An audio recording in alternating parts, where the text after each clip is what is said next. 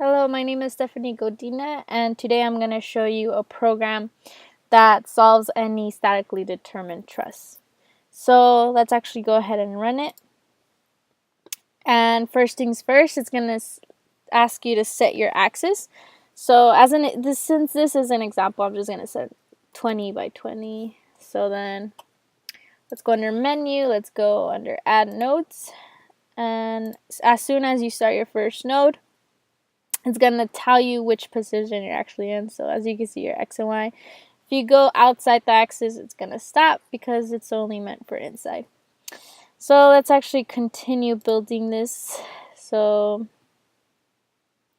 14.6, 18.2. So let's say you added 2 nodes for accident, right? So you could actually go under your menu and you could delete a node. So you have the option to do that. Or if you actually have the right amount of nodes and you just want to change the position, you can actually go under where you start your constraints.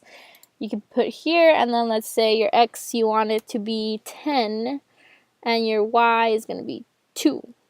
So let's do that. And it places it back to where you want it to.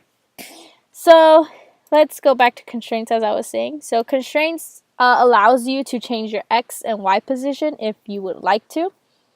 It also allows you to add a force in the X direction. It could be negative or positive.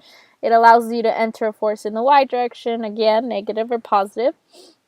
It also allows you to enter constraints in the X and Y direction, which means if you would like a pin, then your constraints for X and Y would be 1, 1. If you would like a roller, your constraint for Y just be 1, and X would just be 0 constraint. So let's actually add a pin on the first node. So that's 1, 1, and it'll automatically show you that you actually have a pin there. So as a reminder that you already have something there. And then let's go here. Let's add a roller. Yay. So then let's go to this node and let's add a negative Y force on it. And obviously it'll show you arrow wise, right? If it's negative, it'll go down, positive will go up. So now let's go to our member builder. So as you can see, once I'm going to start building, it's actually going to show you numbers next to the nodes. That number doesn't correspond to the way you start your members to one node to another one. It actually just corresponds to what number node is that. So let's start with the first one, and let's say I want it here. So as you can see, it's not 1 to 2, it's node 1 to node 5. So let's continue building it. And then, ta-da, you have a truss. So the whole point of this is to actually check if it's statically determined, because if it's not, then this program will automatically crash. And that's not what we want. So that's why we go up here and it tells you to check your truss design. So once you click that, it'll automatically pop up a message saying if it's statically determined or if it's not. So in this case, your truss is statically determinate. So we can continue. So now we go to the next one on the toolbar, which is choose a material. So let's actually just choose steel for now. And it's going to ask you for the modulus of elasticity and net area. So let's just say it's 20,000. And then, I don't know, 2.5. So the reason why I ask you is because you can have different kinds of beams. For example, you can have an I-beam of steel, an I-beam of aluminum, an I-beam of brass. Depends on what kind of truss you're doing. So let's put OK. And then we can actually solve this bad boy. So let's go ahead. There you go, it's solved. So you have 2 different tables. One that tells you it actually solves the numbers for you, and it gives you your results. The second one gives you an elongation versus strain energy. So that's pretty neat. And let's see, and then you have a bar graph, of course. So your bar graph is your elongation and strain energy. Blue being your elongation, yellow being strain energy. Of course, it's just a demo, so that's why your elongation is really small, depending on your lengths and everything. So as you can see, they all correspond to the specific members. as it goes in order.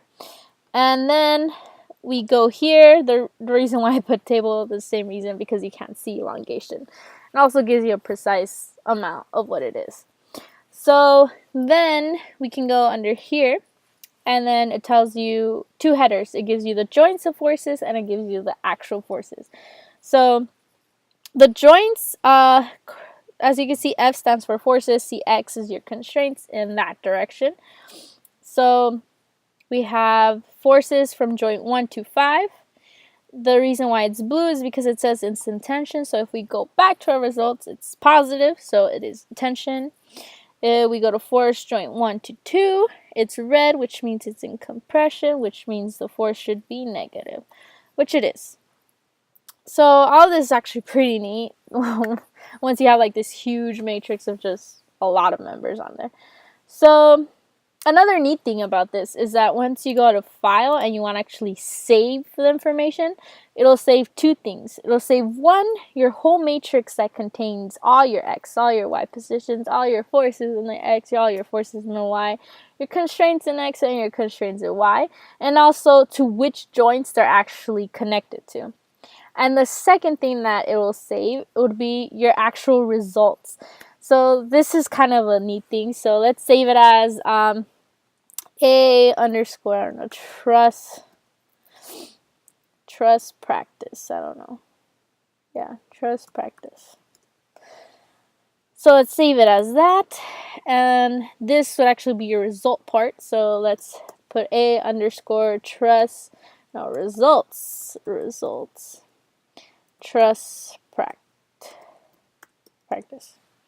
So I know that's a long name, so let's save it. It's going to be under desktop, so you got to actually remember that. So now let's actually load the file. So right here is our A Truss practice, which gives us the actual the whole big matrix that we want. So let's open that file, and it's also going to ask us to open the second one, which is this one. So then, there you go. So we can actually save that there. And then once we go under a command window, it's actually going to show you your full-on matrix and your solved matrix. So your full matrix shows you your x positions. You have 1, 2, 3, 4, 5 nodes, just like on the picture, right? Let's go here. Just like on the picture, you have 1, 2, 3, 4, 5 nodes, and then your x, your y positions, forces in your x, you didn't add any. So then you go to forces in your y, we added 1. Your constraints in x, constraints in y, which you should have 3 different supports, right? 1, 2, yeah. We got them all, and then to which joints are actually connected. So all this information is saved there, which is pretty neat, because then you can save it on like future on instead of going back, redoing your truss and all this. Your solved matrix gives you basically your whole matrix solved, which is pretty neat too, because you don't want to do that again, redo everything again.